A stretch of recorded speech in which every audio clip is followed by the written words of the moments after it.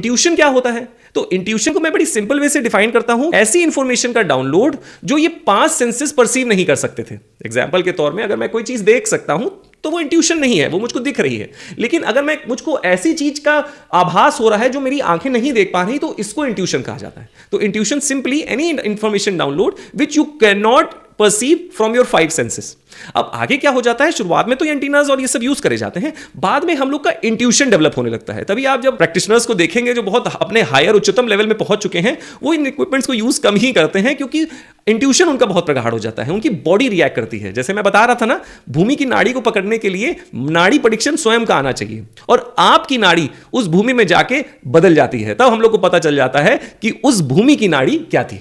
भूमि की नाड़ी पहचानना क्यों इंपॉर्टेंट हो जाता है? भूमि की नाड़ी पहचानना इसलिए इंपॉर्टेंट हो जाता है, जैसी भूमि की नाड़ी होती है उसी हिसाब से उस साइट के पर्पस डिफाइन करे जा सकते हैं। कुछ साइट होती हैं जहां पे फैक्ट्रीज ही सबसे ज्यादा फलती हैं, कुछ साइट्स होती हैं जहां पे एजुकेशनल इंस्टीट्यूट्स फलते हैं, कुछ साइट होती हैं जहां पे हाउसिंग फलती है, और कुछ साइट होती हैं जहां पे हेडक्वार्टर्स बनाए जाते हैं, कमांड सेंटर्स बनाए जाते हैं। इसलिए भूमि नाड़ी का उस एस्पेक्ट में बड़ा यूज आ जाता है। भूमि की नाड़ी पहचान के इनका कंक्लूड करा जा सकता है कि इस साइट को इस पर्पस के लिए यूज करना चाहिए।